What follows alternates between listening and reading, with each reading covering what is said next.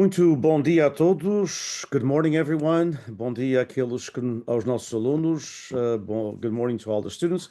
Bom dia àqueles que nos acompanham em outras partes, através das várias plataformas que estamos a transmitir. Muito bom dia, obviamente, para aqueles na costa oeste dos Estados Unidos, uma vez que em outras latitudes já é boa tarde, como, portanto, onde está a nossa convidada. Também muito boa tarde para aqueles que nos acompanham na região autónoma dos Açores. Boa tarde para aqueles que nos acompanham também na região autónoma da Madeira ou em Portugal continental, ou também algumas pessoas que seguem as nossas apresentações vindas de várias outras partes do mundo lusófono. Portanto, muito boa tarde a todos, para esses que nos acompanham no Brasil, Cabo Verde e em outros países da lusofonia. Queria, portanto, dar as boas-vindas, essencialmente aos nossos alunos do curso de Português 1B, da Universidade do Estado da Califórnia, em Fresno, que nos estão a acompanhar aqui através da Zoom, àqueles que nos acompanham também através da Zoom e àqueles outros que nos estão a acompanhar, como eu disse, através das várias plataformas. Mais uma vez, quero agradecer a cerca de 30 grupos através do Facebook Live que estão a transmitir, grupos muito ligados à cultura e à difusão da língua e cultura portuguesas aqui nos Estados Unidos da América e no Canadá. É sempre gratificante que as pessoas façam isso, porque é uma forma de chegarmos a outras zonas do país e, obviamente, que hoje em dia aqueles que são de origem portuguesa em várias partes do continente norte-americano já não estão na uma dúzia de lugares onde estávamos há 25 ou 30 anos atrás. Hoje há pessoas em praticamente todos os estados da União Americana, em todas as províncias do Canadá e obviamente, esses estados incluem também o estado do Wisconsin, de onde vem a nossa apresentadora. A professora Susana Antunes portanto, professora de português na Universidade de Wisconsin e, portanto, é em Milwaukee e é, portanto, coordenadora do programa de estudos portugueses daquela universidade. Eu vou apenas, se a professora Susana me permite, apresentar dois ou três aspectos do seu currículo, porque o nosso tempo é limitado, temos 1 hora e 15 minutos. Se fosse para ler detalhadamente o currículo da professora Susana, ela teria apenas 5 minutos para falar, porque levaria mais ou menos 1 hora e 10 a ler este currículo, que é de facto impressionante. Portanto, tenho um doutoramento em estudos brasileiros e lusófonos, Brazilian and Lusophone African Studies, da Universidade de Massachusetts, em Amherst, portanto, tem feito vários trabalhos que têm sido publicados em diversos formatos sobre literatura contemporânea portuguesa e brasileira, sobre literatura de viagens, sobre poesia, sobre, portanto, a literatura que é sempre impressionante para mim, que sou um mero aprendiz da Macaronésia, portanto, e vários outros temas, obviamente, temas ligados à mulher, ao feminismo, e também a temas ligados ao ensino da língua portuguesa como segunda língua. Tem dado vários cursos de língua e cultura portuguesa na Universidade de Wisconsin, em Milwaukee. Uh, Muitos projetos ligados, portanto, fora da caixa, como se diz popularmente em português, muitos projetos ligados à música, cultura, gastronomia, etc. Alguns dos seus livros, Ilhas de Vozes em Reencontros Compartilhados, de Errâncias e Viagens Poéticas em Jorge Sena e Cecília Meireles, rememorando Daniel de Sá, escritor dos Açores e do mundo, 30 e muitos anos de devoção, estudos sobre Jorge de Sena em honra de Mércia de Sena. Uma nota à parte, uma das coisas que vale a pena hoje em dia ser velho é que tenho memórias, boas memórias, excelentes memórias de Jorge Sena. Era muito jovem quando ele aqui esteve na Califórnia e da Dona Mércia. Imagens críticas do Brasil na geração de 70. Portanto, tem também feito trabalhos de tradução, tem escrito imensos artigos que estão incluídos em várias revistas académicas e, portanto, também em escrita criativa. Publicou em 2021 um excelente texto, bonito mesmo, Errâncias, que foi publicado pela Gavia Brown, a Bilingual Journal of Portuguese North American Letters and Studies. Portanto, vou ficar por aqui, apesar de poder continuar durante mais algum tempo. Bem-vinda, embora virtualmente, esperemos que um dia possa ser pessoalmente à Universidade do Estado da Califórnia, em Fresno. Então, muito bom dia ou muito boa tarde, a todos os que estão a assistir a esta apresentação. Muito obrigada, professor Denis Borges, primeiro lugar, pelo convite formulado que me deu enorme satisfação e também agradecer muito, a generosidade das suas palavras, relativamente à minha apresentação. Então, muito obrigada e eu vou começar, então já a passar àquilo que eu tenho hoje para partilhar com vocês. Então, a minha apresentação intitula-se Ilhas de Bruma, Mistério e Resistência. Embora aparentemente o conceito de ilha tenha sido amplamente explorado em diversos contextos e abordagens, acredito que ainda é um conceito rico e pleno de potencial para ser investigado.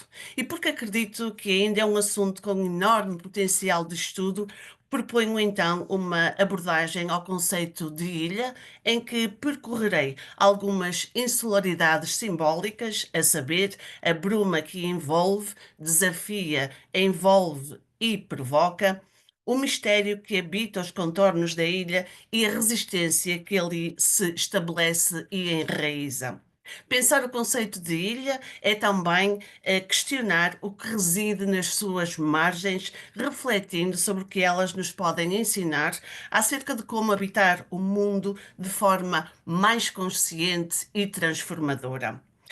Referir ainda que o título desta apresentação foi exatamente inspirado no livro que o professor Denis Borges mencionou, Ilhas de Vozes em Reencontros Compartilhados, que se divide exatamente em duas partes, o mistério e a resistência. Gostaria ainda de esclarecer que esta apresentação representa um recorte de um projeto maior que, devido exatamente ao tempo de que dispomos, não posso ir para além daquilo que trouxe. Neste sentido, estruturei a minha apresentação de hoje, selecionando aqueles pontos que considero relevantes para propor uma reflexão conjunta sobre as ilhas de Bruma, então com ênfase no binómio informado pelo mistério e pela resistência que, de mãos dadas, estão no coração da ilha. Sendo assim, começarei então por abordar alguns conceitos de ilha, focalizando de seguida nas ideias de bruma, mistério e resistência.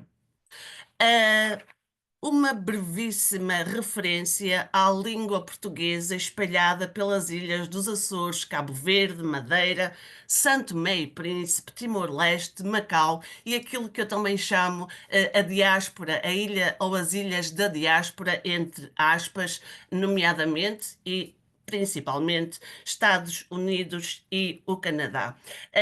Nesta apresentação, focar-me-ei na literatura açoriana, por um lado, exatamente pelas questões de tempo, e por outro lado, para celebrar com enorme satisfação a comunidade açoriana em Fresno.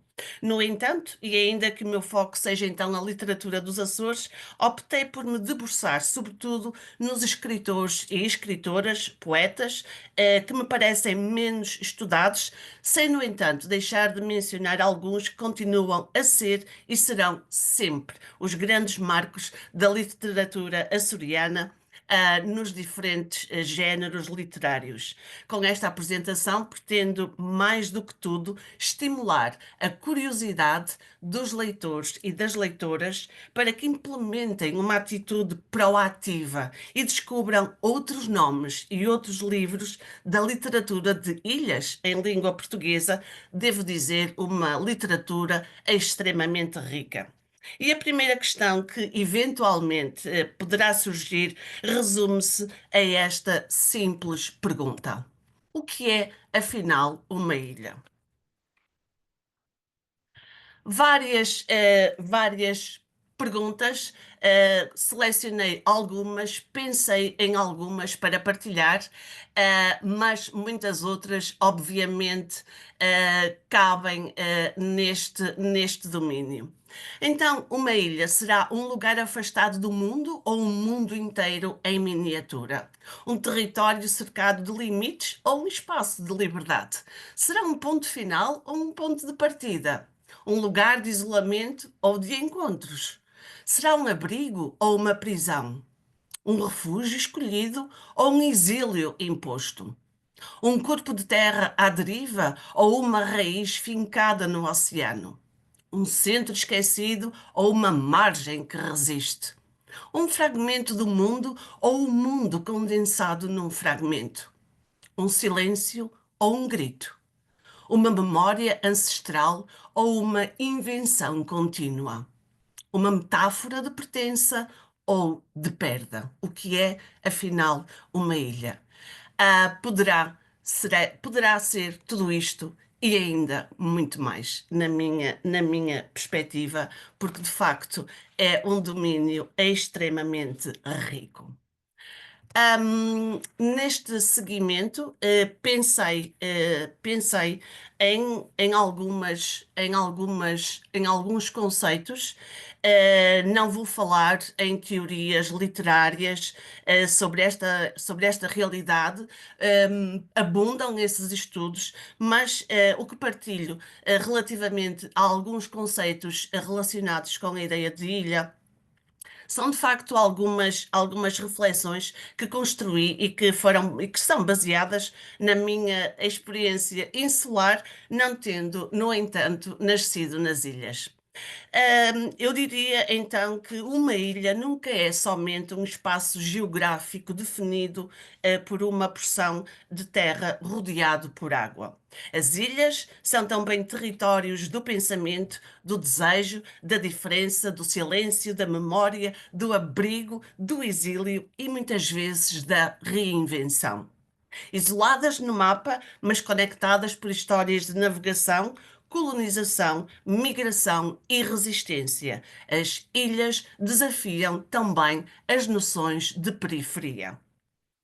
Em tempos de crises ambientais e deslocamentos forçados, o conceito de ilha adquire novos contornos e urgências que ultrapassam a geografia para tocar questões éticas e planetárias. Para alguns, as ilhas unicamente ou também são destinos turísticos. Para outros, a ilha é lar, concha, mãos, amor, ponto de origem, de saudade, de exílio, de mistério, de resistência. Continuando ainda com alguns pensamentos relativamente a este conceito fantástico que é o conceito de ilha, hoje, ao pensarmos sobre este conceito, somos convidados a entrar nesse espaço simbólico e real, onde o isolamento e a conexão existem, onde as margens falam mais vezes mais alto do que os centros. Conceito que mobiliza afetos, memórias, interrogações, revela-se como ponto de partida para a troca de ideias que se constroem entre o pessoal e o coletivo. Conceito que é uma presença constante na literatura, a ideia de ilha surge como metáfora do eu, da alteridade, do confinamento e da liberdade em imagens que atravessam o tempo e as culturas. Ao explorarmos o conceito de ilha, investigam-se também os modos como a imaginação literária molda e é moldada pela ideia de insularidade.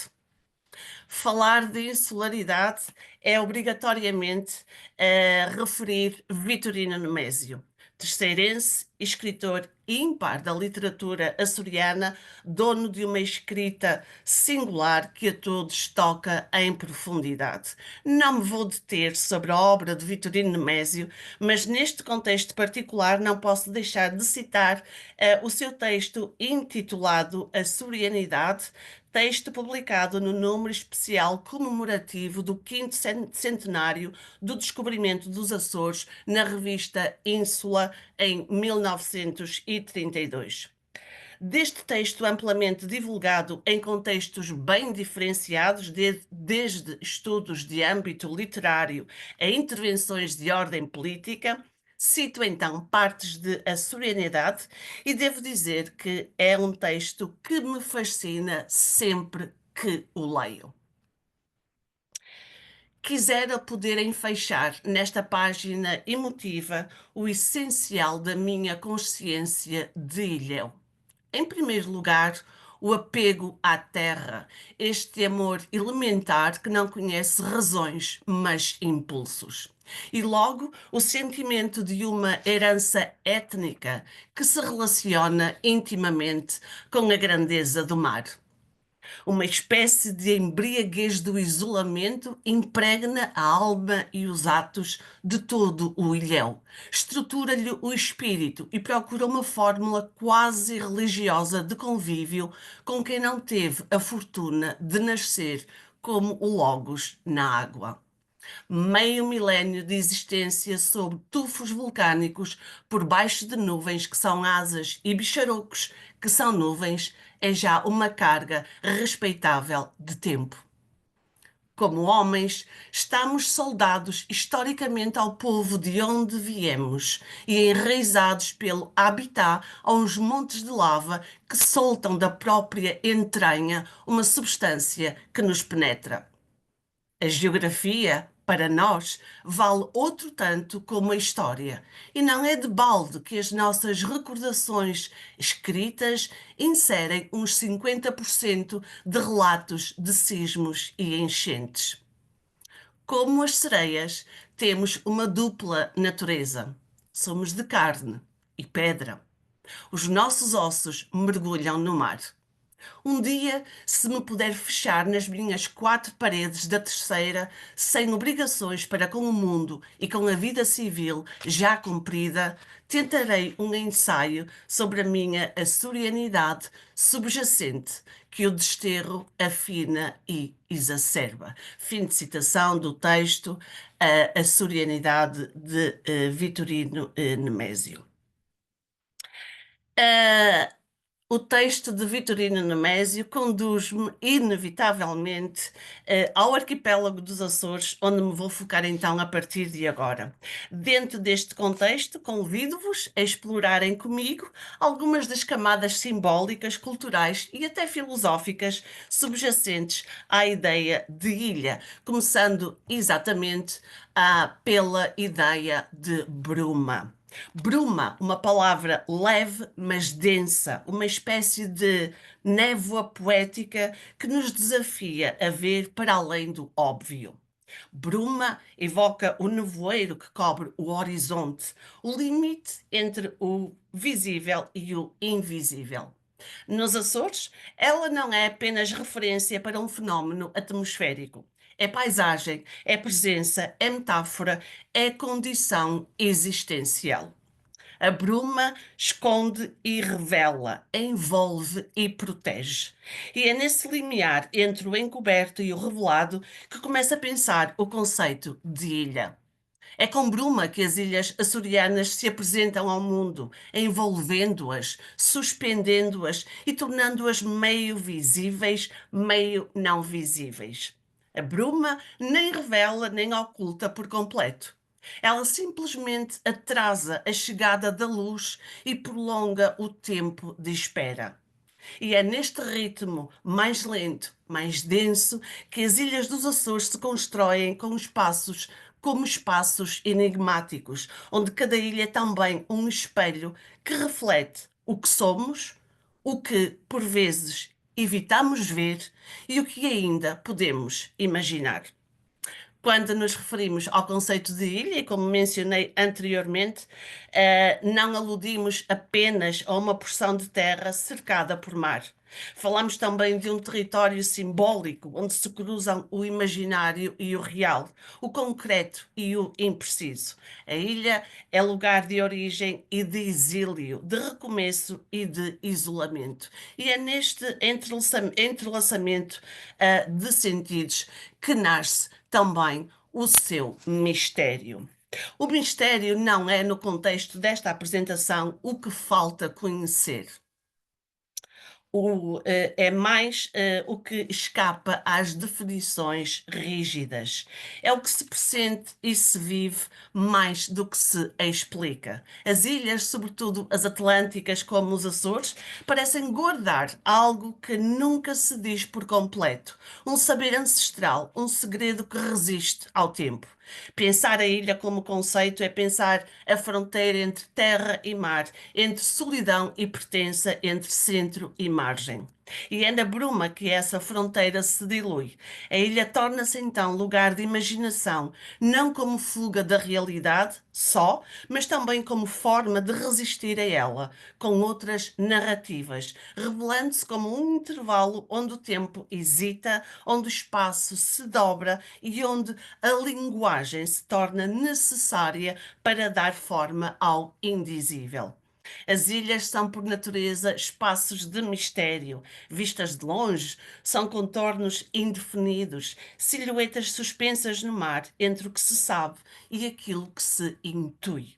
A bruma acentua esse traço enigmático. Tudo na ilha parece carregar um segredo, e há histórias que só se contam ali. Há silêncios que só se compreendem naquele ritmo entre o vento, o mar e o tempo. A ilha, cercada de água, sim, mas também de silêncio, de vento, de memórias e de histórias que resistem ao tempo e à distância. Cada ilha carrega uma certa tensão entre isolamento e a conexão, entre o mistério da sobrevivência, entre o esquecimento e a invenção. Mais do que pontos no mapa, as ilhas são um mergulho em imagens que atravessam geografias e subjetividades, que se deslocam por entre a bruma até à solidão simbólica das ilhas literárias, por entre centros de criação até aos centros de resistência. A ilha também é resistência.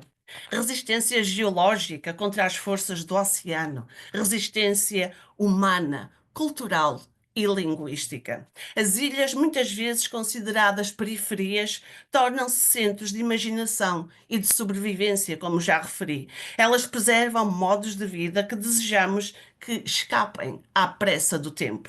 Guardam línguas, tradições, ritmos e mitologias que, fora daquele espaço, talvez já tivessem desaparecido. Neste sentido, a insularidade não é fragilidade, é antes potência, constituindo-se como uma forma de estar no mundo que desafia os discursos dominantes, que propõem outra relação com o tempo, com o espaço e com o outro. A ilha resiste à erosão do tempo não apenas com a pedra, mas também com a palavra, com os gestos que se repetem e se reinventam com as memórias. Ao falarmos hoje sobre o conceito de ilha, partimos das imagens oferecidas pela ideia de bruma, mistério e resistência para pensar não apenas o território físico, mas o território simbólico que as ilhas representam. Um lugar onde a imaginação encontra solo fértil, onde o mistério não é falta de conhecimento, mas abertura à complexidade. Um lugar onde resistir não significa fechar-se, mas reinventar-se num espaço de afirmação política, ecológica e cultural. As 9 ilhas dos Açores contemplam uma interseção, uma comunhão densa entre bruma, mistério e resistência, na harmonia de forças que envolvem corpos, tempos e memórias, travessia e abrigo, onde o invisível permanece, o silêncio fala e o apagado ressurge. A resistência e a reinvenção constituem-se presenças vivas e poéticas no arquipélago. É ainda falar da força de permanecer, da arte de habitar os limites, da coragem e de transformar a margem em lugar, de criação. Portanto, três conceitos que envolvem as ilhas. Depois desta brevíssima incursão sobre os três elementos que mencionei, é tempo de referir alguns autores e autoras açorianas. Como atrás já referi, focarei esta apresentação em autores e autoras que considero terem sido menos estudados e estudadas ao longo do tempo, sem, no entanto, deixar de mencionar algumas das grandes vozes da literatura açoriana. E para tal, partilho um poema intitulado A Ilha de Todos os Medos, de Todos os Medos.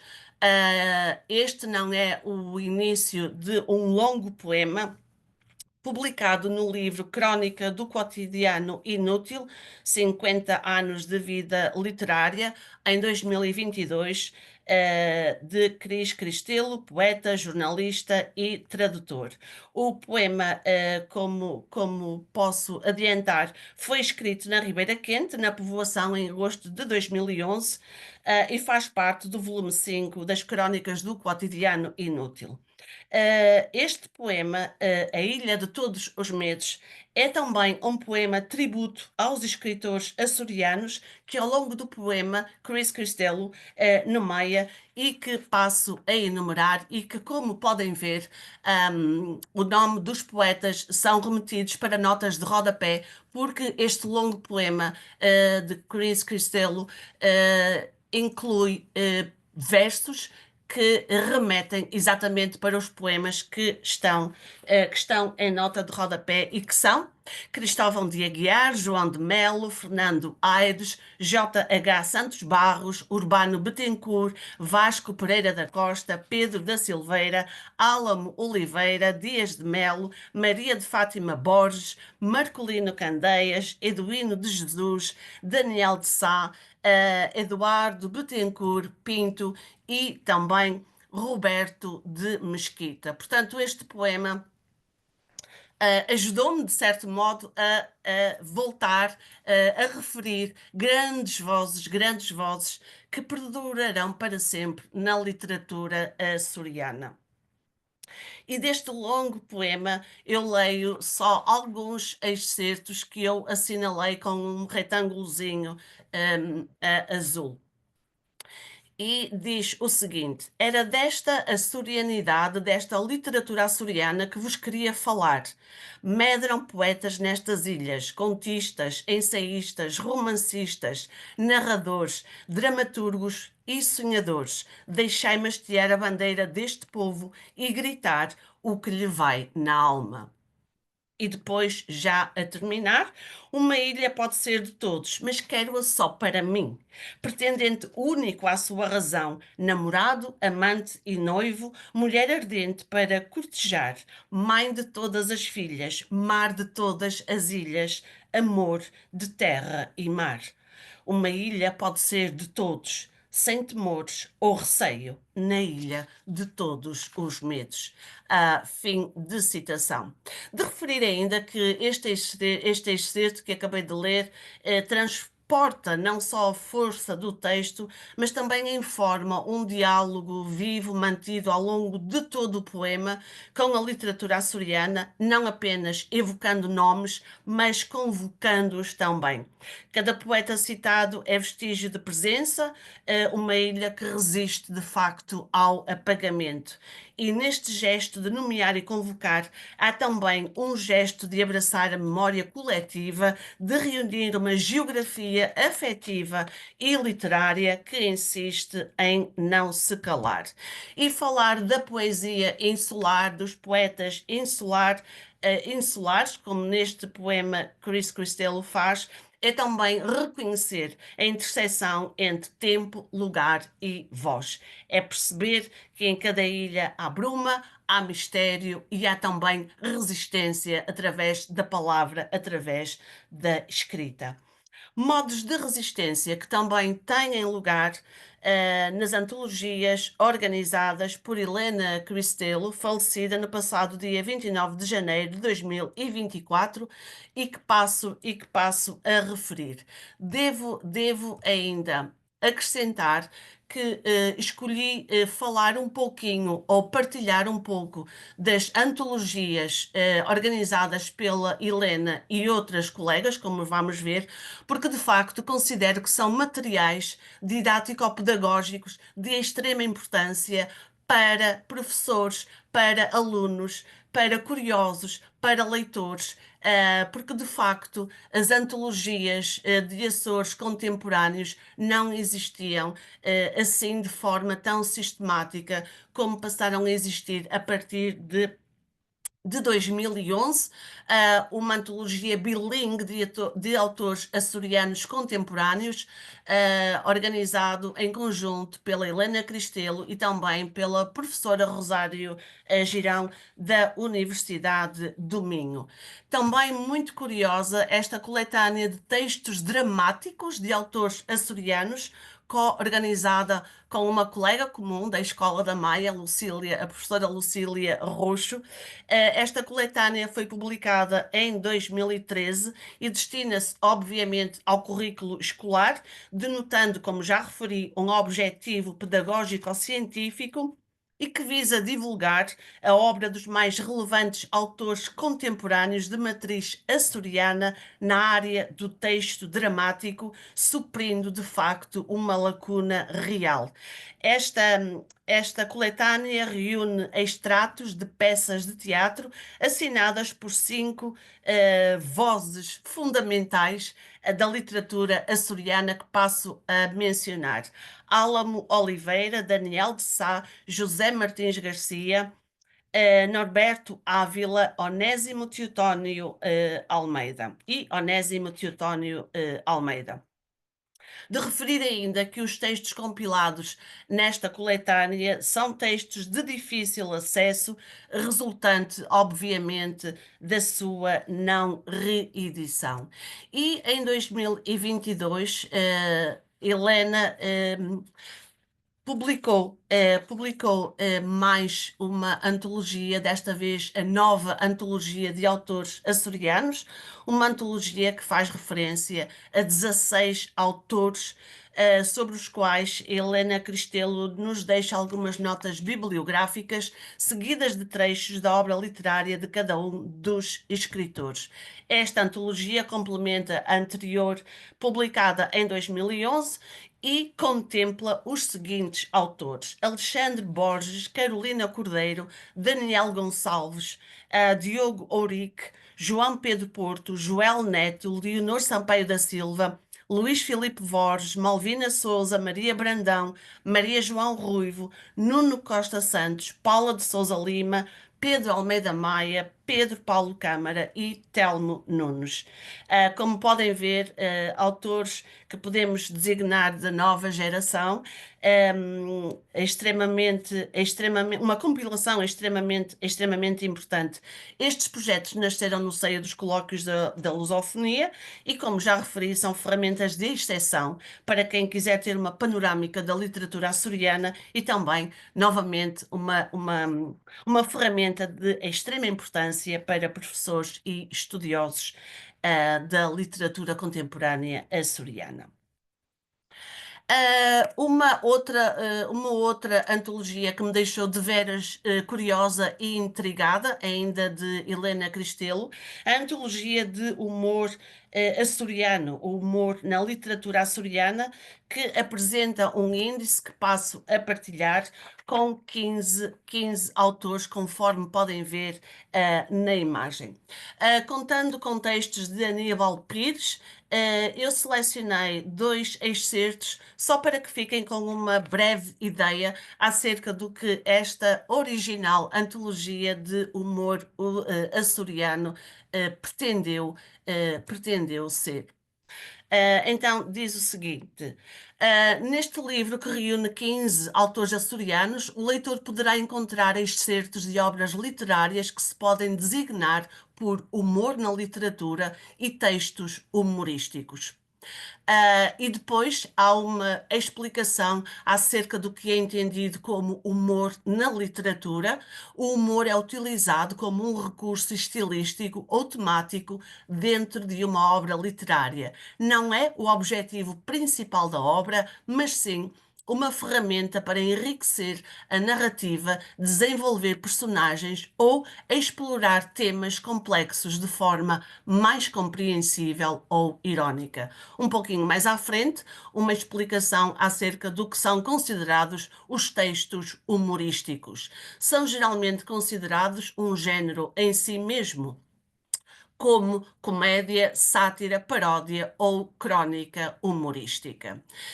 E depois, já na outra imagem, este repositório de textos de humor na literatura açoriana e de textos humorísticos procura ainda que, sem o conseguir na sua integridade, dar corpo ao trabalho iniciado por Helena Cristelo a partir de uma sugestão feita por Onésimo Teotónio de Almeida no dia 17 de junho de 2022, logo após a apresentação pública em Ponta Delgada do livro Nova Antologia de Autores Açorianos. As antologias que acabei de referir, novamente, considero-as de extrema relevância para o contexto curricular. Um, para terminar esta incursão pelo percurso de Helena, surpreendentemente não se dedicou unicamente a compilar e a publicar antologias. Após a sua morte, foi encontrado um texto no espólio da autora que resultou na publicação em 2024 da novela O Silêncio da Paixão, que curiosamente foi escrita em 1976, quando Helena era ainda muito jovem. Eu não vou tecer considerações acerca deste texto narrativo, até porque vou fazer uma apresentação no 40º Colóquio da Lusofonia nas Flores, no final deste mês, mas, no entanto, vou partilhar simplesmente o final do Silêncio da Paixão, que diz o seguinte: Eric cruza os braços no peito. Gelado, neste constrangimento, encolhe a cabeça entre os ombros para fugir a essa sombra que o toca e o cobre como um eclipse de sol. Mas não pode. Qualquer coisa nele, pela primeira vez, é destruída. Perdido, aterrado, abate-se com o rosto na areia. Quando finalmente se levanta, a sombra de que fugia paira sobre ele. As vagas fazem um barulho ensurdecedor. Os olhos estão secos e ardem-lhe. Sem movimento, nem voz, tenta com todas as forças olhar. Sobre o mar, um barco obstinado traça círculos cada vez mais apertados. Imóvel, Eric continua a esperar, como se desse ponto longínquo a luz fosse ainda jorrar. Uma novela que, na sua página final, me conduz exatamente para a situação de mistério, resistência e também de bruma que tenho vindo a referir e que me e que me proporciona a ligação perfeita para o que a seguir quero mencionar. Escrevendo não para narrar grandes feitos, mas para registar o que escapa, ou seja, o instante, o gesto, o afeto, o pensamento breve, o que o mundo não anota. A novela de Helena Cristelo dialoga intensamente com a forma de diário íntimo, o que me conduz exatamente para a escrita de Fernando Aires e Maria João Ruivo, pai e filha, de mãos dadas na escrita diarística. Eu estou a partilhar um punhado de areia nas mãos de Maria João Ruivo, que foi o primeiro volume. Há um outro que é o Diário 2, mas neste momento partilho este porque é deste que eu tenho um excerto. Começamos então pelo diário, uma escrita diarística açoriana também de extrema importância pelo menos na minha perspectiva, e que tenho vindo também a trabalhar com muito gosto.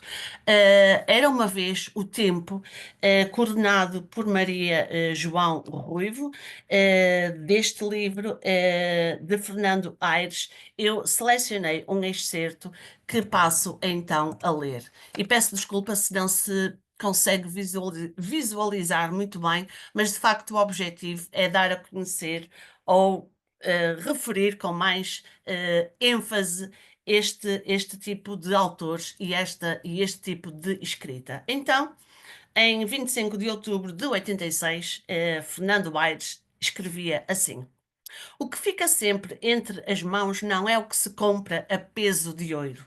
O meu último olhar de amor neste mundo será para certos momentos de ternura que vivi, para certas páginas que li, para certa música que ouvi. Porque foi nisto que encontrei o duradouro possível, a forma que me marcou de emoção e me retemperou de humanidade. Alegra-te, pois, que os deuses não são assim tão cruéis. Se procura, há sempre uma fenda na muralha que deixa ver o mais além que salva.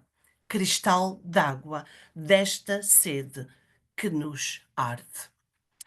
E passo já ao texto seguinte, escrito por Maria João Ruivo, passados 10 anos, em outubro de 96, dedicado aos seus pais, e diz assim Maria João Ruivo. Obrigada, mãe, pelas noites que perdeste, por tudo aquilo de que abdicaste, pelas coisas que por nós em ti esqueceste. Quase não me lembro dos anos que agora fazes, porque acho que as mais não têm idade.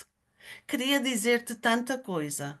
Há sempre tanto a dizer aos pais e aos filhos e a todos os que amamos.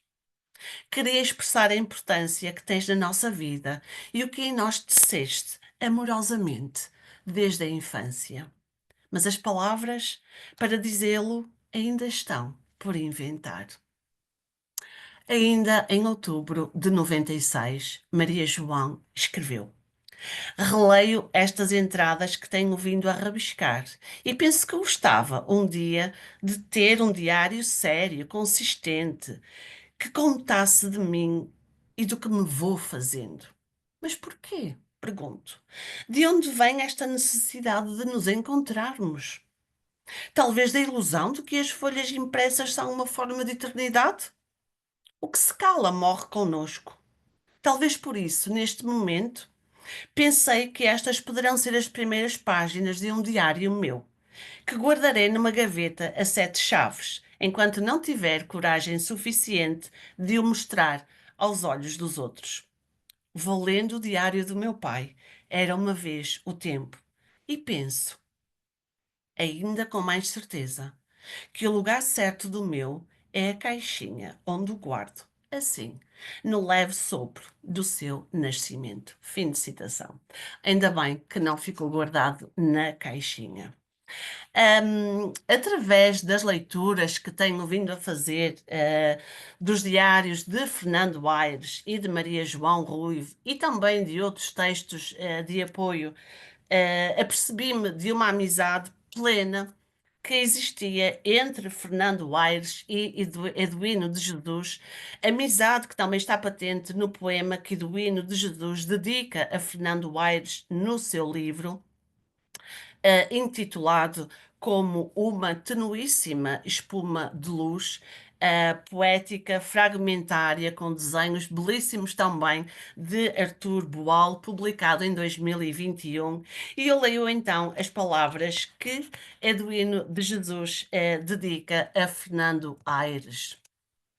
E diz o seguinte: As palavras, meu Deus, como são imprecisas, volúveis. No entanto, elas só, enquanto os homens passam, guardam para sempre o sinal do tempo.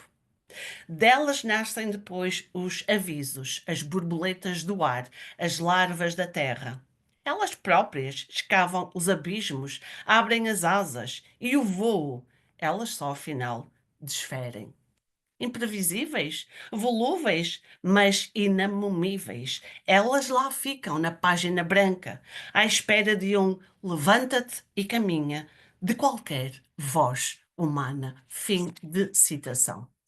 Inesperadamente, encontrei no mesmo livro de Eduino de Jesus um poema dedicado a Maria João Ruivo. Para mim, uma revelação e uma celebração que consagra a perfeita consolidação do círculo afetivo e literário formado por Fernando Aires, Aduino de Jesus e Maria João Ruivo. Leio então o poema dedicado a Maria João Ruivo e que se intitula Nada nos resta agora. Nada nos resta agora, senão esperar que tu venhas, lá de onde não sei que fadário te esconde e demora. Semear por tua mão, neste árido e agreste descampado do mundo, em nome da vida, outra primavera, e acender, num negrume da noite, para os poetas a lua. Fim de citação. Esta revelação não apenas confirma os laços literários e afetivos entre os três autores, como também me conduz a refletir sobre outras presenças femininas que atravessam silenciosamente a história e a escrita insular.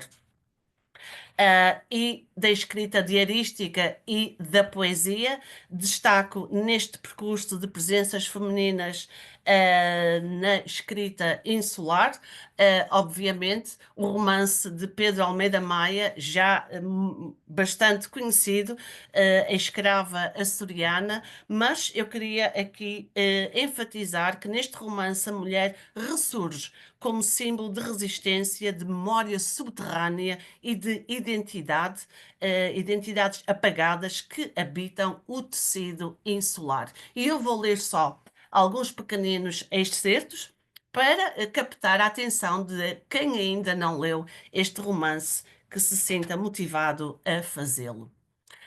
Açorada por partir, sôfrega por abandonar a ilha, a jovem Rosário aconchegou-se no chile e endireitou o lenço. Defrontando o rocio e a agitação do mar, baixou o olhar para as mãos sujas de terra. Suspirou. A tempestade fragilizara as tocas de cana junto à costa rochosa de Santa Clara, e a sua mãe necessitava delas para manter o fogo aceso. Ficavam menos dispendiosas do que as costaneiras de Criptoméria.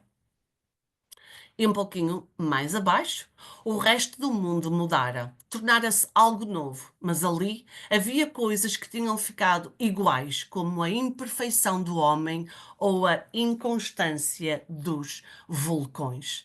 Já um pouquinho mais à frente, Almeida Maia diz o seguinte: e no princípio foi o oceano, antes do verbo, muito antes do verbo e do linguajar arcaico dos ilhéus.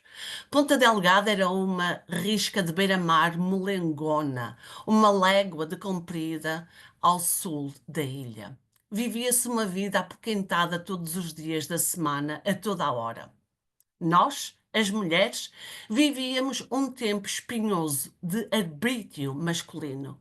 As mais revoltadas não se deixavam definir pelas palavras hipócritas dos homens, sobretudo na forma imerecida de alguns escritores.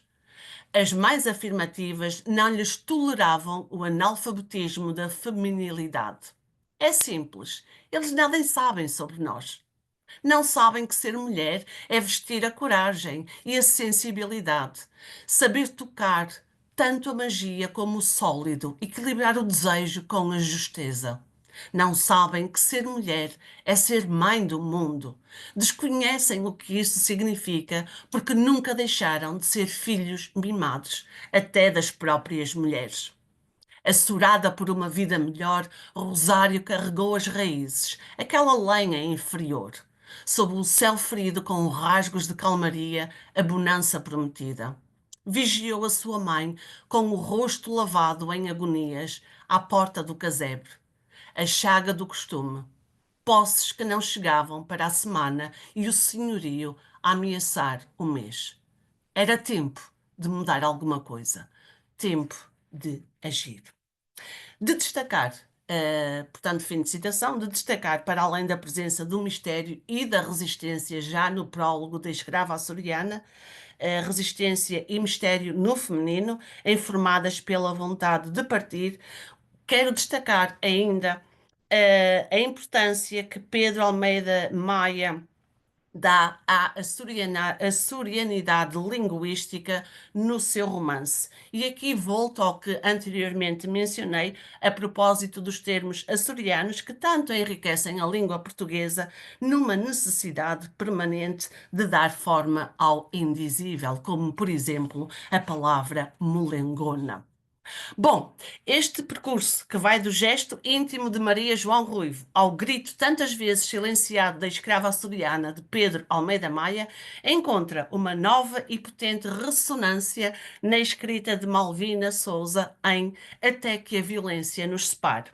Se em Maria João Ruivo as palavras são espaço de recolhimento e escuta interior, se em Pedro Almeida Maia a palavra interrompe silêncios impostos, em Malvina Souza ela insurge-se como uma força contra as múltiplas formas de violência que se inscrevem sobre o corpo e a alma femininos. Estou a falar do livro publicado em 2019, Até que a violência nos separe, e escolhi um breve excerto que diz o seguinte: Já na cama, Larissa pediu à mãe que dormisse na mesma cama que ela. Assim que se deitou, a menina não tardou a adormecer, dominada pela fadiga e pelas emoções. Maria ficou, como há muito ficava, a fazer de conta que dormia, enquanto tudo o que tinha vivido naquele dia lhe passava à frente dos olhos, com um punhado de emoções impossíveis de descrever ou explicar. Tudo vai ficar bem, repetia ela para si mesma. E de tanto repetir, acreditou. E de tanto acreditar, adormeceu. Lá fora, ele, estacionado na rua onde ficava aquela casa, também adormecera. Dentro do carro, agarrado a mais uma cerveja. Quem via de fora aquela casa não adivinhava as vidas que esta encerrava, nem as promessas de novos sonhos. Quem via de fora aquela casa não imaginava o terror que cada ser transportava em si e era vivido das mais diversas formas, reconstruindo-se a cada dia entre aquelas paredes ou enterrando-se a cada novo amanhecer. Fim de citação.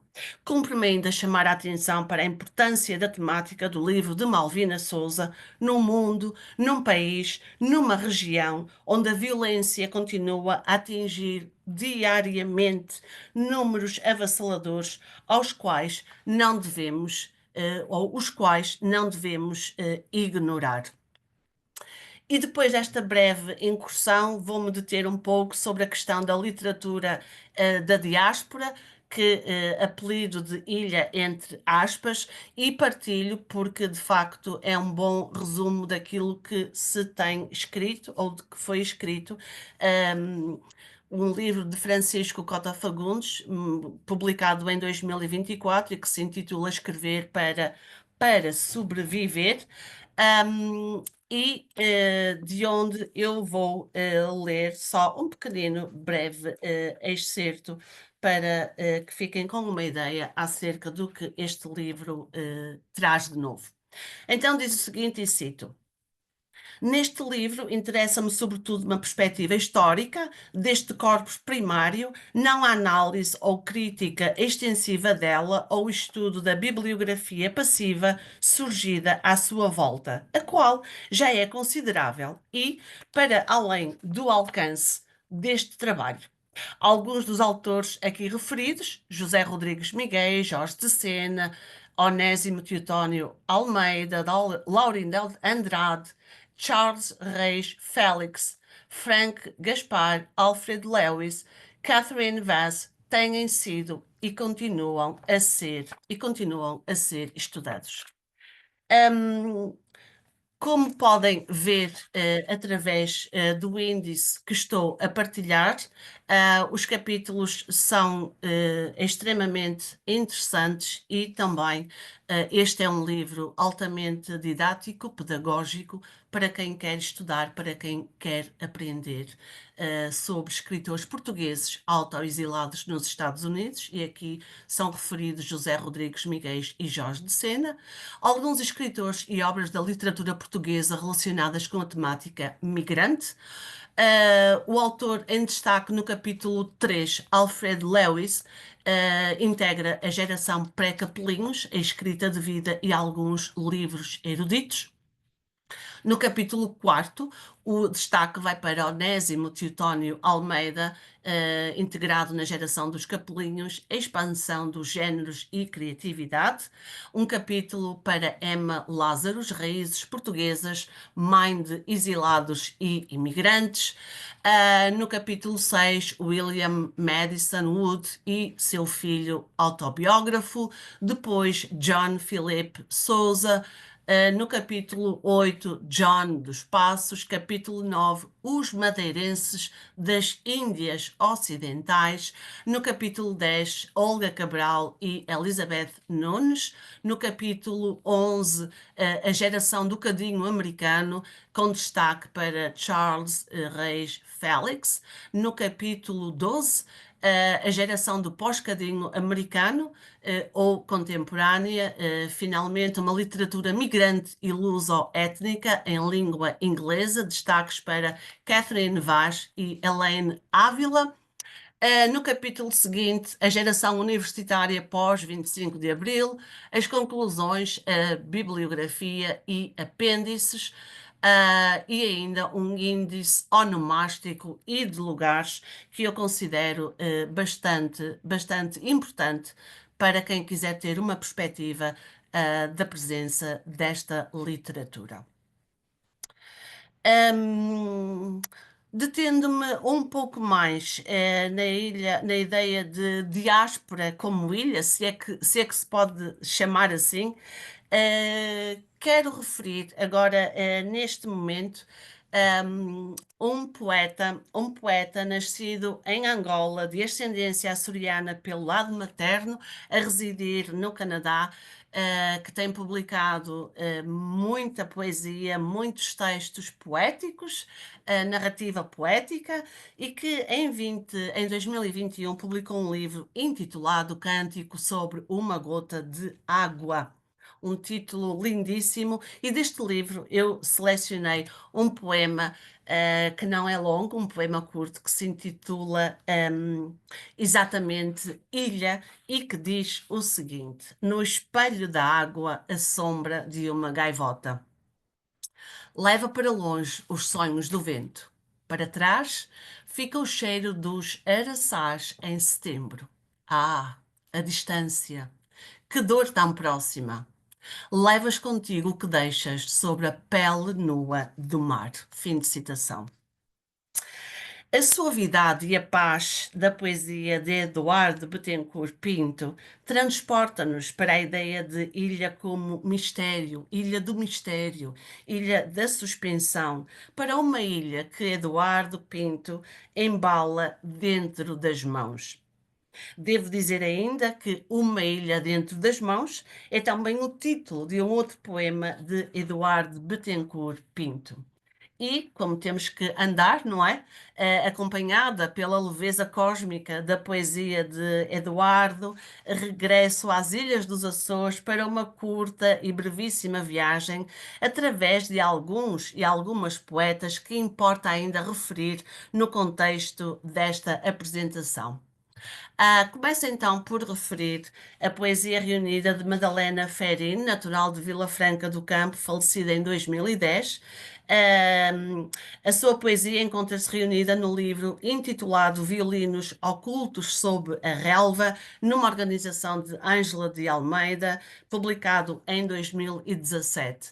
Eu tenho informação que já foi publicado um outro livro, mas neste momento eu não consegui ter acesso a esse livro, então é a este que eu me atenho e que partilho o poema A Prisioneira do Mar, de onde vou ler só um brevíssimo excerto.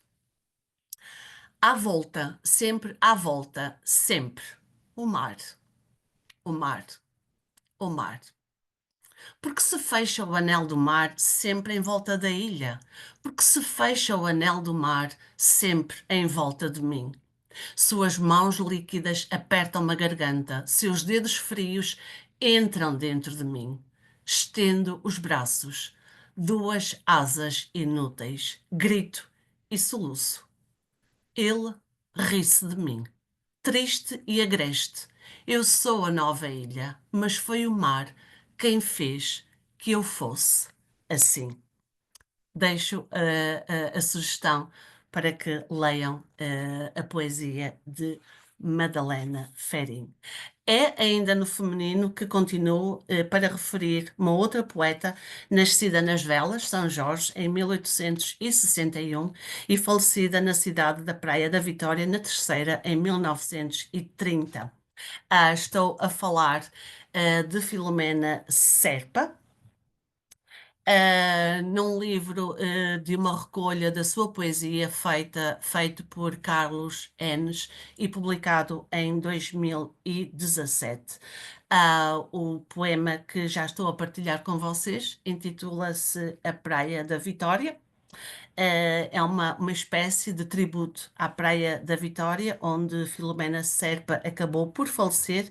E eu devo dizer que a Praia da Vitória é uma cidade que guardo em mim com um carinho muito especial, nomeadamente nos anos em que lecionei na Escola Vitorino Nemésio.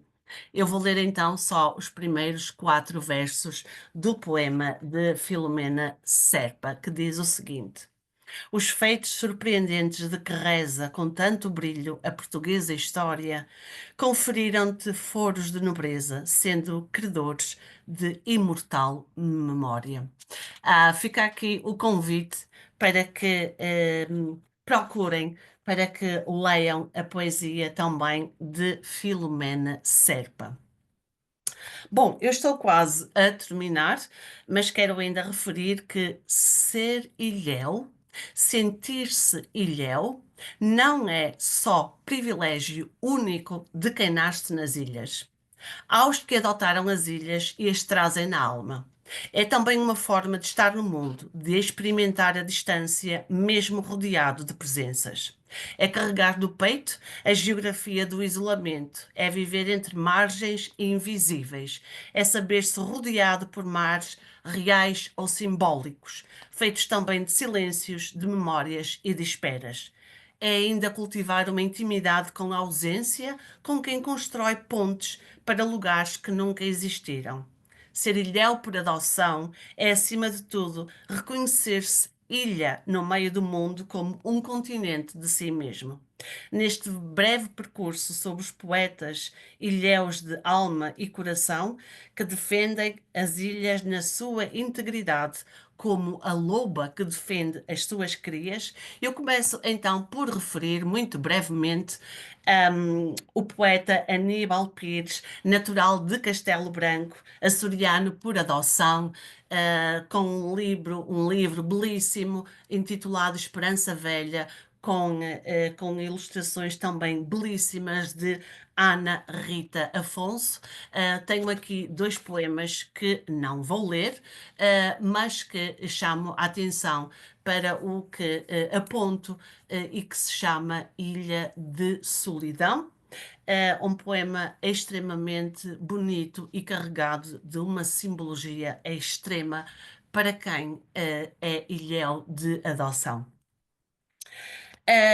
Não posso também deixar de mencionar neste contexto um cidadão australiano que se chama Chris Christelo, que também adotou as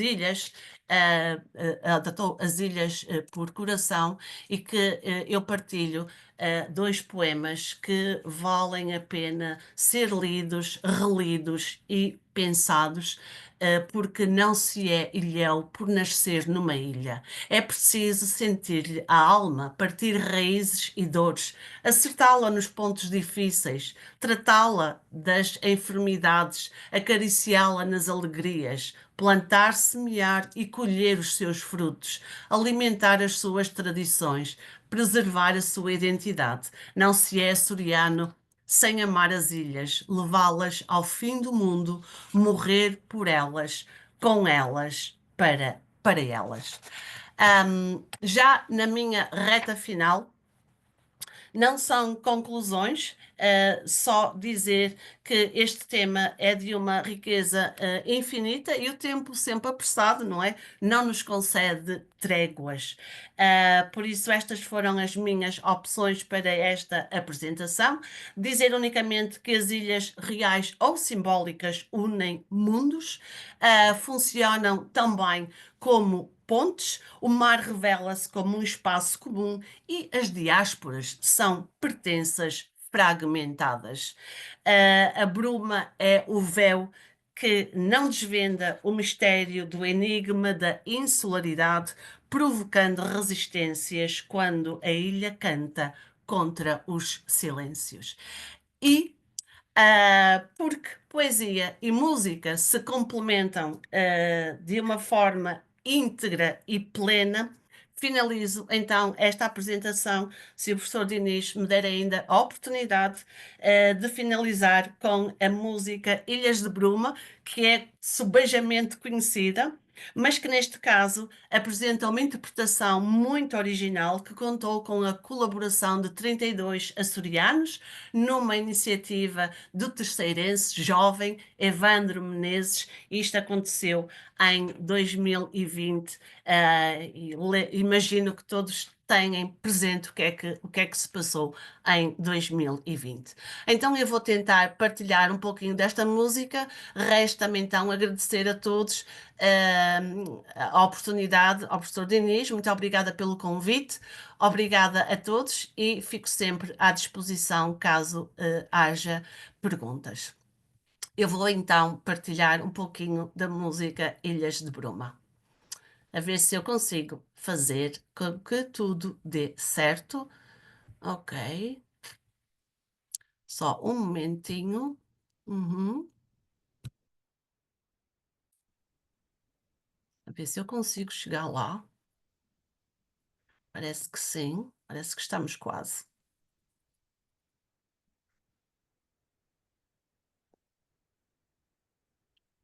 As tecnologias não são tão rápidas quanto nós gostaríamos, não é? Há sempre que dar aqui um tempinho Nós, nós para que não tudo, temos paciência para nada, não é?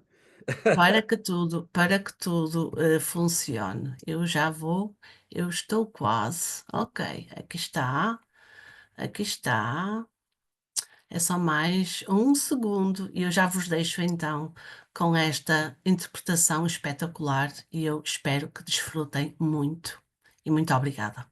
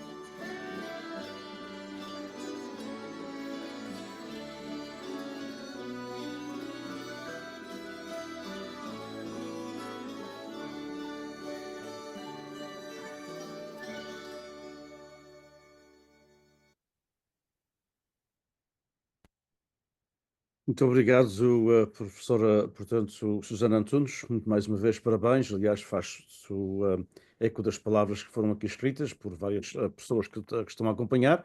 Muito obrigado, obviamente, aos nossos alunos que também estão a acompanhar aqui e que têm, relembro que têm uma apresentação a fazer, ou, aliás, um texto a apresentar sobre, portanto, a apresentação da professora Antunes até à sexta-feira. Queria, entretanto, agradecer, obviamente, primeiro e sobretudo, como disse, à professora Susana Antunes por esta magnífica apresentação. E estamos com pouco tempo e também, aliás, ela foi tão completa que acho que existiriam poucas perguntas, mas, mas na realidade gostei imenso, portanto, como ligou o mistério, a resistência, à bruma, e nós somos um bocadinho parciais pela palavra bruma, porque é o título da nossa editora aqui na Universidade, a Bruma Publications, como sabe. Aliás, já foi entregue e será publicado, espero eu, nos próximos 2 meses, o livro da nossa amiga poeta Regina Correia, que é uma excelente voz e que está extremamente bem traduzido para inglês por uma jovem também portuguesa. Eu queria, portanto, mais uma vez agradecer. Queria, entretanto, só fazer uma breve pergunta. Na realidade, portanto, como disse, e os seus tempos que passou nos Açores, e tem uma forte ligação ao arquipélago. Sempre o que surpreende muitas pessoas, e até muitos de origem açoriana, que já são de primeira geração, nascidos nos Estados Unidos, que acompanham, portanto, as nossas apresentações aqui, parte do Instituto PBB da Fresno State, tem a ver com a qualidade, mas também a quantidade e em qualidade de autores açorianos, de gente que escreve nos Açores. E eu penso que estava a ouvir e a absorver a sua apresentação e estava a pensar, de facto, nas três palavras bruma, resistência, portanto, e a questão também, portanto, do mistério. Pode ser misterioso, mas ao mesmo tempo é uma forma de resistência e também a própria bruma que nos afeta de uma forma ou de outra, sempre direta ou indiretamente, não é? Em termos psíquicos, em termos de saúde, até física, em termos, portanto, de personalidade e tudo isso. Um, Na realidade, Portugal, na sua totalidade, é um país com muitos escritores, com muitos bons escritores, e o mesmo a região autónoma dos Açores. Como é que vê, portanto, para uma pessoa que veio de fora e que tem estudado a literatura açoriana, um, como é que vê esta realidade de uma rica produção literária nos Açores, nos vários géneros, como mostrou e muito bem, na ficção narrativa, no romance, nas novelas, na poesia, na presença diarística. Obviamente o destaque vai sempre para o nosso queridíssimo amigo Fernando Aires e para a Maria João, que ainda bem que continuam com esta tradição de família e muito bem. Mas é de facto para mim espantoso e costumo dizer, sempre que começo uma aula que este semestre não estamos a dar, que é de literatura açoriana, história e literatura açoriana, é que presentemente, até mesmo no presente, mas já houve no arquipélago dos Açores 7 jornais diários para menos de 250 mil pessoas, não chegando a todas as ilhas, infelizmente. Mas neste momento ainda temos, acho que são três, estou agora a contá-los, três, quatro, 5 diários, 5 jornais dos Açores. Portanto, diários, para além de mais de uma dúzia de jornais semanais e até alguns mensais que são publicados em várias ilhas. Como é que vê, na sua ótica, esta, esta avalanche, digamos assim, no bom sentido da palavra, e como é que a relaciona estes três pilares? Bom, antes de mais, muito obrigada, obrigada pelas suas palavras carinhosas e incentivadoras, são sempre muito bem recebidas, obviamente. Pois a sua pergunta é uma pergunta excelente, e que também vai ao encontro, digamos assim, de algumas dificuldades que eu tive, a quando da preparação desta apresentação para selecionar quem e o quê, para partilhar, não é? E essa dificuldade está intimamente ligada ao que referiu, à quantidade de escritores E aqui nos escritores eu englobo todos os géneros que foram mencionados, que de facto temos no arquipélago dos Açores. Mas eu também devo dizer que o arquipélago dos Açores não é só profícuo em literatura. Há uma vertente cultural de grande tradição, e o professor Diniz acabou por referir a questão dos jornais. Há uma tradição cultural nos Açores que é extremamente relevante, e que também vai para além da escrita, não é? A música, por exemplo, a música é uma permanência constante em todas as ilhas dos Açores. Eu nunca vi nada parecido em nenhum lugar do continente. E quando eu cheguei aos Açores, eu fiquei espantadíssima com esta realidade que ainda hoje continua com as novas gerações. E para não falar também da tradição do teatro, não é? Portanto, isto são temáticas e são conceitos que nós poderíamos falar durante bastante tempo em amena conversa, porque de facto há uma realidade cultural que é extremamente importante no arquipélago e que toca diferentes vertentes. No caso da literatura, ah, é altamente visível, não é? E também quero referir que nos últimos anos também temos assistido, e ainda bem, a novas editoras, não é? Isso também tem ajudado, de certa forma, a dar voz a quem escreve.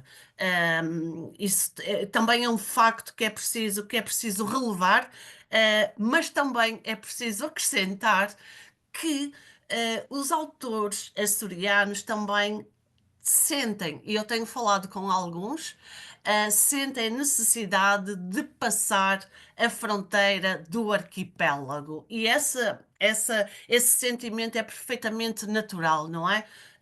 A ilha, o arquipélago, uh, fonte de inspiração ou não, também precisa de ser desbravada para que esta literatura chegue mais longe. E eu congratulo-me muito, devo dizer isto aqui neste momento, congratulo-me muito quando eu tenho a oportunidade de ir aos Açores, e contactar com alguns escritores.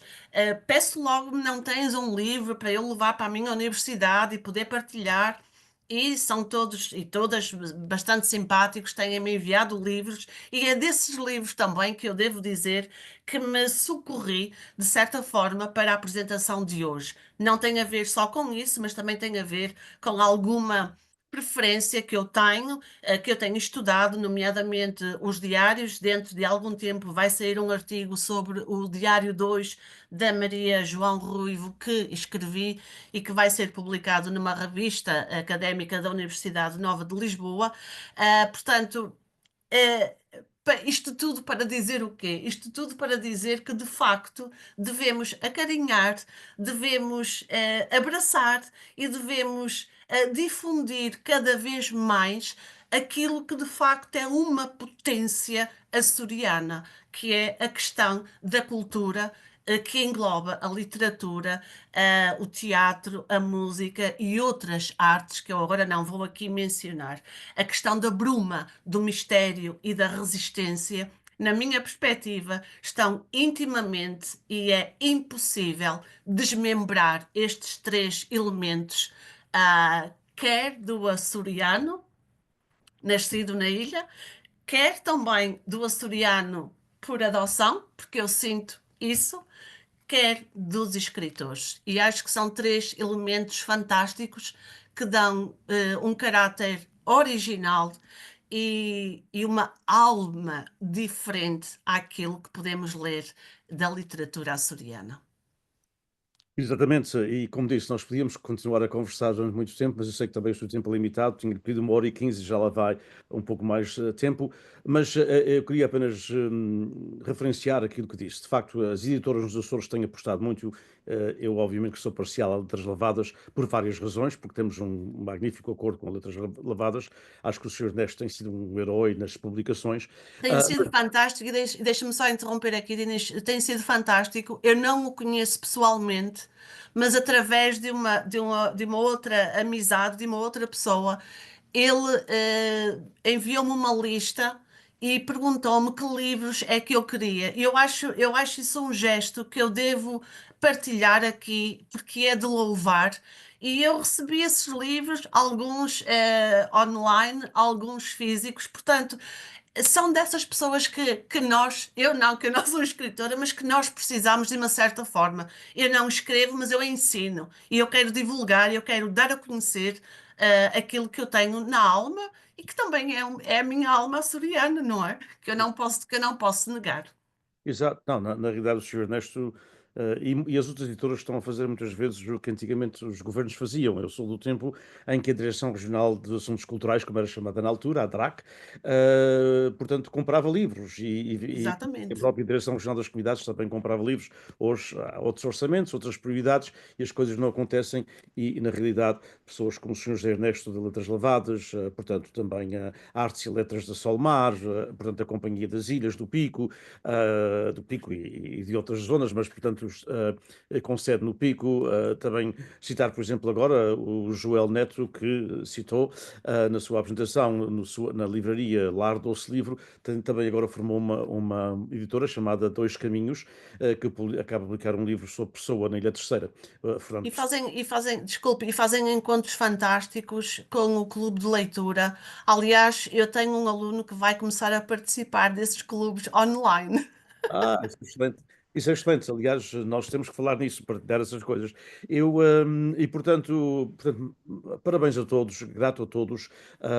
Parabéns, obviamente, pelo seu trabalho, mais uma vez. Parabéns aos escritores, alguns deles estão aqui acompanhados. Eu vejo, portanto, estava há pouco o caro amigo Pedro Almeida Maia, e também, obviamente, a Maria João, que tem estado connosco desde o começo. E eu espero que a Maria João em breve tenha mais portanto, livro de diários, porque na realidade é um género literário muito importante e cada vez há menos gente a utilizar o diário como escrita. Quando eu digo menos gente, portanto, daqueles nomes sonantes que nós conhecemos na literatura portuguesa e açoriana, não ssão muitos. E espero que a Maria João continue e outros também se incentivem a este género literário, que foi, como disse também, o livro, importante na própria diáspora, não é? Quer em português, quer em inglês. Foi uma forma também das pessoas se expressarem. Queria saudá-la E, se- e pelo. será, e será talvez, desculpa outra vez, Diniz, será talvez também importante lembrar que é extremamente importante, e passo a repetição, que o Plano Regional de Leitura integre massivamente, vou exagerar, não é? Massivamente, esta literatura que se publica nos Açores, porque, por exemplo, eu sei que para o nono ano ou oitavo ano, se eu não estou em erro, o género diário é ensinado. E normalmente o autor que é escolhido é Miguel Torga, e isso é inquestionável. Está fora de questão qualquer comentário acerca. No entanto, temos escritores da diarística em São Miguel, nos Açores. Portanto, aqui fica mais um alerta, Plano Regional de Leitura. Por favor, incentivem também nas escolas a que os alunos tenham acesso e conhecimento do que se produz nas suas ilhas, no arquipélago. Exatamente, na realidade é isso. Até mesmo na literatura açoriana, portanto, na sua parte holística, a questão é que muitas vezes fica-se por três ou quatro escritores. E não vou repetir nomes, mas vou repetir um que nós temos aqui, que é a Cátia Natália Correia, de quem eu. Portanto, sou portanto, não sou estudioso, sou apenas um mero curioso da obra da Natália, porque ela é muito complexa e de quem também o mundo académico português, como sabe, tem medo dela ainda hoje, apesar da Natália já ter morrido há 30 anos, ainda hoje continua-se com medo de Natália, porque as palavras dela são ainda hoje muito importantes, mas Mas pronto, a partir da Natália também tenho ouvido, tem havido outras mulheres que têm escrito, e falou de uma delas, que foi a Madalena Ferrin, que, portanto, ficou esquecida durante imenso tempo. A Madalena foi sempre uma poeta que eu acompanhei e tive o privilégio de a conhecer há anos num evento da Casa dos Açores em Lisboa, e que só agora, puxando a brasa à sardinha, nós publicamos aqui em tradução, portanto, que se chamam Dripping Words, uma coletânea dela, porque a Madalena é daquelas vozes muitas vezes esquecida no mundo açoriano, da poesia, e outras mulheres, porque na É, sim, realidade senhor. tivemos aquela voz única que foi Natália Correia, Mas mas, há mais, mas há há mais, mais. portanto temos que Eu ter. estou a escrever sobre a Madalena Ferring, estou a escrever um livro de um capítulo para Lisboa, e está-me a dar um prazer imenso e também resolvi então falar um bocadinho, só um bocadinho, mas há mais vozes e às vezes é preciso nós também sairmos um pouco da frame, da moldura e procurar e dar a conhecer aos nossos alunos, ao nosso público, outras vozes e outras coisas que se vão escrevendo, muito, muito, muito importantes. Exato. E vamos então terminar. Eu queria agradecer também no último, portanto, instante ali a música portanto, das Ilhas de Bruma, com o antigo presidente do governo dos Açores, mas, portanto, não digo qual. Já tivemos, estamos do quarto, o quinto, aliás, tivemos dois, portanto, do PSD, dois do PS e agora um do PSD. Mas um já não o corrente, não o atual presidente do governo dos Açores, e também não o primeiro, mas entre os outros, em que eu sugeri que, com devido respeito também, mais uma vez, para a Natália, que o hino dos Açores fosse as Ilhas de Bruma, porque é de facto uma música tão bonita, tão diferente para um hino que muitas vezes os hinos são, como todos nós sabemos, um bocadinho militaristas, não é o caso dos Açores, mas são assim um bocado a pompa e circunstância, e esta é uma letra e uma música que nos Do entra. afeto, não é? Esta é uma música do afeto e da alma açoriana. Portanto, muito obrigado mais uma vez. Obrigado a todos que nos acompanharam. Obrigado. Tivemos 51 grupos que partilharam. Muito obrigado aos nossos alunos. Muito obrigado, portanto, a todos que ainda estão aqui conosco. Ah, Obrigado àqueles que comentaram. Mais uma vez, obrigado à Maria João, e ao Eduino. Um abraço para eles, pessoas quem eu estimo muito, e admiro a capacidade intelectual e a capacidade criativa, quer da Maria João, quer do Eduino, portanto, o incomparável Eduino, portanto, Eu só tive a oportunidade de ver uma vez, o Eduino é. mas dessa vez O tive a Eduino, oferta do livro com o título mais bonito, que foi este que eu partilhei. exato. O Eduino tinha trato por tu, não por amizade e por mesmo um forte laço de amizade, e por grande admiração que tenho por ele. Esteve connosco em duas edições do antigo Simpósio Filamentos Transatlântica, e foi, na realidade, portanto, um banho de cultura. Eu tenho aprendido tanto com ele nos bastidores, simplesmente a ouvi-lo. Portanto, um abraço para todos, muito obrigado a todos que nos seguiram, muito obrigado às pessoas que nos seguiram também online, mais uma vez, professora Susana Antunes, parabéns por todo o seu trabalho que está a fazer em Milwaukee, portanto, em Wisconsin, que muitas vezes não se pensa, mas também é algo que Portugal e os Açores e a Madeira devem pensar da importância destas pessoas, como a Susana.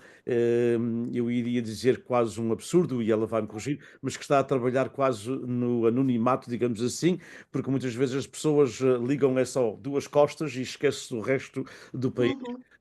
Mas tantos anos que tem feito este trabalho, como a Susana, também outros que estão no Texas, o professor Manuel Fontes, que esteve, Costa Fontes, que esteve tantos anos, portanto, em Kent State, no Ohio, a pesquisar e a trabalhar. Portugal também é feito desta gente que, por amor, de facto, à arte, por amor à literatura, por amor, portanto, à divulgação da literatura e da cultura portuguesa em geral, trabalha muito nestas universidades, onde muitas vezes não ligamos, aliás, não ligamos a importância que elas têm, porque é fácil estar no meio de uma comunidade portuguesa e recrutar-se alunos, não é? É mais difícil, é diferente estar-se no meio de uma comunidade meramente americana e cultivá-los para a língua portuguesa e para as literaturas lusófonas. Portanto, parabéns pelo seu trabalho. Muito obrigado. Obrigada. Até breve. Um abraço para Muito todos. obrigada. Até breve. Muito obrigada a todos. Um abraço.